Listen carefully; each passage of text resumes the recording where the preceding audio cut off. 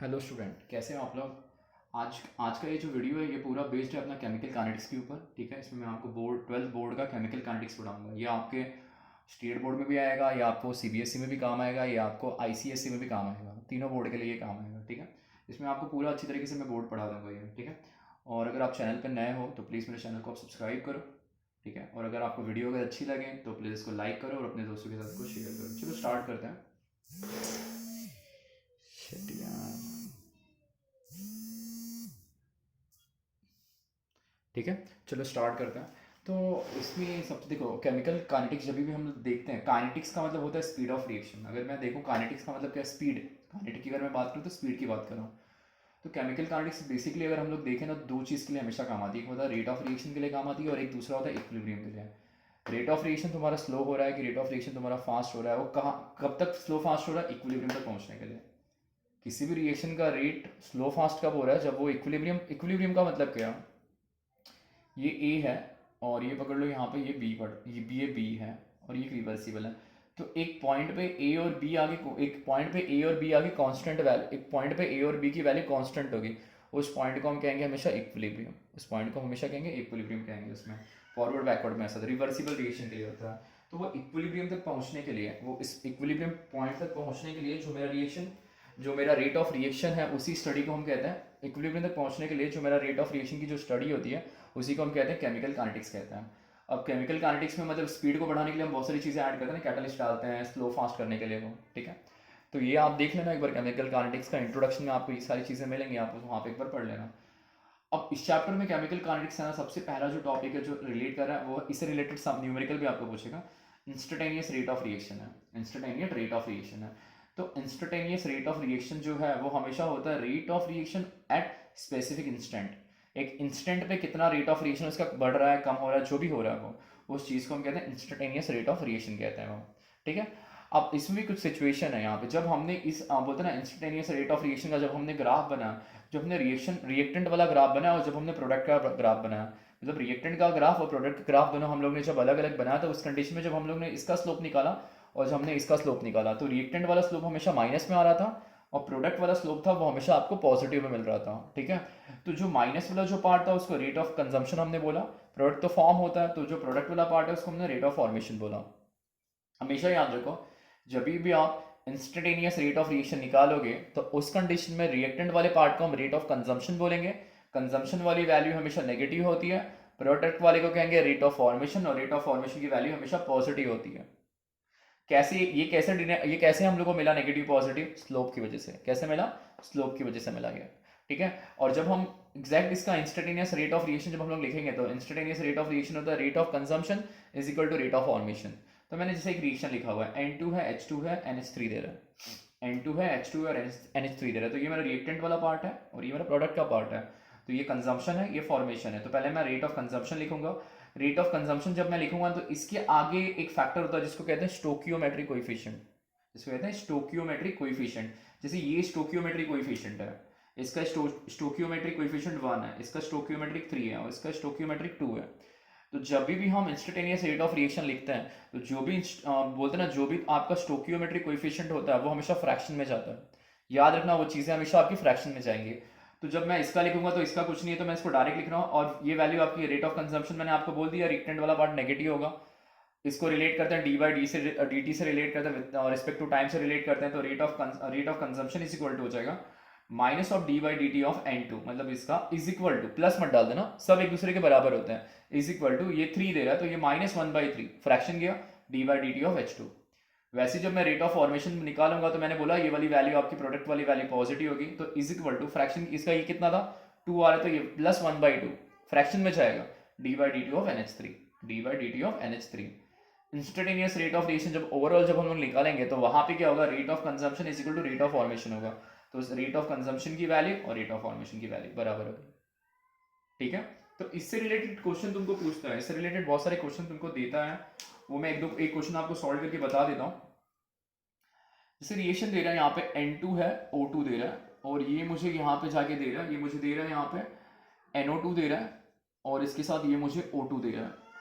और रिएक्शन को मैं बैलेंस कर लेता हूँ, तो बैलेंस करूंगा तो ये मेरा यहाँ पे 2 दे रहा है, और ये वाला जो बैलेंसिंग करूंगा तो ये मुझे यहाँ पे 4 दे रहा है। और यहाँ पे बोल रहा है कि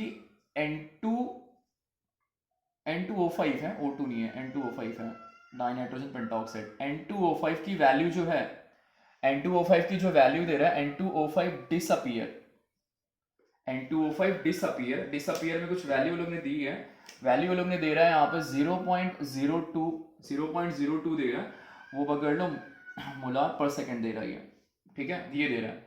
N2O5 की वैल्यू आपको डिसअपियर दिया, ये तो ये ऑब्वियसली रिएक्टेंट वाला पार्ट होगा तो डिसअपियर होगा, ठीक है। और मुझे कह रहा है, यहां से मुझे कह रहा है कि मुझे रेट ऑफ रिएक्शन बताओ, रेट ऑफ रिएक्शन निकाल के बताओ, चलो।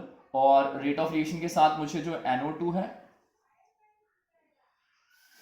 और यहाँ पे जो O2 है, ये सारी चीज़ों की वैल्यू निकाल के बताओ, ये सारी चीज़ों की मुझे वैल्यू निकाल के बताओ, ठीक है। तो जब मैं इसको सॉल्व करने जाऊंगा, जब मैं इसको सॉल्व करूंगा, मैं अगर इसका ये समझ लो मेरा एक क्वेश्चन दे रहा है, तो जब मैं इसका सोल्यूशन लिखता हूँ, सोल्यूशन जब मैं निकालूंगा यहाँ पे, तो पहले सबसे पहले तो रिएक्शन मेरा बैलेंस है, ये वाला कंजम्पशन है, ये मेरा फॉर्मेशन है, ये मेरा कंजम्पशन है और ये मेरा फॉर्मेशन है। मैंने क्या बोला कि लास्ट में सब वैल्यू एक दूसरे के बराबर होती है, सारी वैल्यूज एक दूसरे के बराबर होती है, मतलब rate of consumption rate of formation की हमेशा बराबर होता है। तो मैं क्या कर रहा हूँ यहाँ से, मैं पहले ये ले लेता हूँ, इसको फ्रैक्शन में डालूंगा, तो ये मेरा -1/2 हो जाएगा। और पता चला आपको माइनस क्यों हुआ, कंजम्पशन वाला पार्ट है।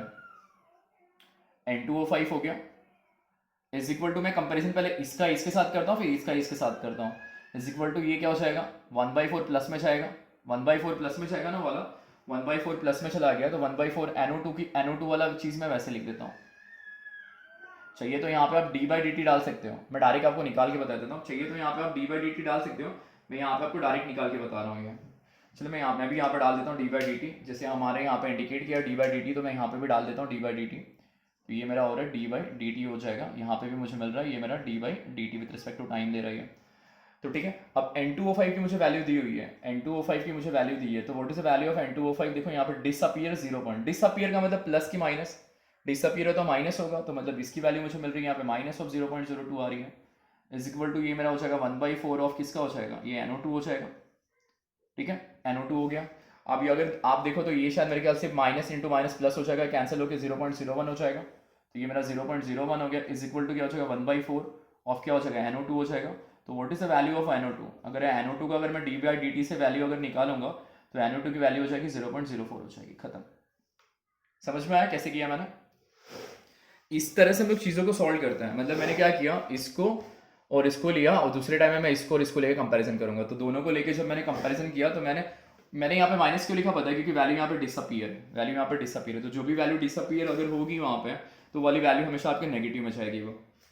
अब मैं दूसरा एक निकाल रहा हूँ, दूसरा मैं निकाल रहा हूँ, मुझे देखो NO2 का निकाल गया, O2 का निकालना है, तो O2 के लिए भी मैं वही कर रहा हूँ, O2 के लिए भी मैं वही करता हूँ, O2 के लिए फिर से मैं वही लिख रहा हूँ, 2 इंटू कितना है वो, d/dt of N2O5 is equal to क्या है वो, उसका कोएफिशिएंट 1 है, तो वो डायरेक्ट मैं लिख देता हूँ वहाँ पे, d/dt ऑफ क्या हो जाएगा ये O2, अब -2 हो गया।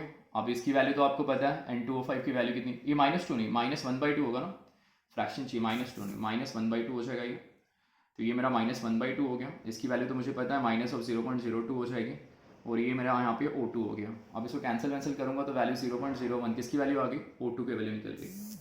समझ में आ गया मैंने कैसे निकाला, O2 की निकल गई है वो। अब मुझे बोल रहा है, मुझे यहाँ से अगर बोलेगा, मुझे अगर यहाँ से बोल रहा है कि रेट ऑफ रिएक्शन निकाल के बताओ, मतलब रेट ऑफ रिएक्शन निकाल के बताओ, मतलब ये जो मेरा पूरा चीज़ है किस पर डिपेंड कर रहा है, इस पर डिपेंड कर रहा है। तो जब भी मुझे रेट ऑफ रिएक्शन निकालने के लिए बोलता है, लास्ट में अगर मुझे कहेगा वहाँ पे कि अगर आप रेट ऑफ रिएक्शन निकाल के बताओ, तो मैं जगह नहीं है, मैं यहीं पर निकाल देता हूँ आपको।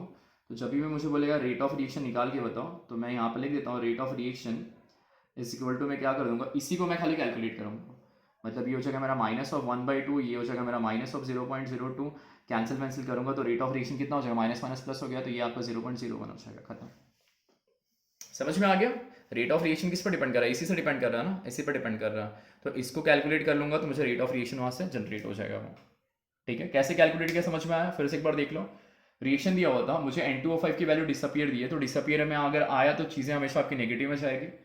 तो पहले इसका और इसका मैं कंपेरिजन करूंगा, फिर इसका और इसका कंपैरिजन करूंगा, तो इसकी और इसकी वैल्यू मैं निकालूंगा, और रेट ऑफ रिएक्शन तो मैं इसको ही लेके रेट ऑफ रिएक्शन निकाल के छोड़ दूंगा वहाँ पे, ठीक है। तो ऐसा क्वेश्चन आपके एग्जाम में पूछता है 2 मार्क्स का, ऐसा क्वेश्चन आपके एग्जाम में पूछेगा 2 मार्क्स के लिए, ठीक है। तो ये सारी चीज़ें ध्यान में रखो, इंस्टेंटेनियस रेट ऑफ रिएक्शन कैसे निकालते हैं वो वाली चीज़ें देख लो यहाँ पे। रिएक्टेंट वाला पार्ट हमेशा नेगेटिव होता है बिकॉज उसका टेंजेंट हमेशा नेगेटिव में आता है, उसका जो स्लोप का जो टेंजेंट होता है वो हमेशा नेगेटिव में आता है। प्रोडक्ट पॉजिटिव में होता है बिकॉज उसका जो टेंजेंट का जो स्लोप होता है वो हमेशा पॉजिटिव में होता है।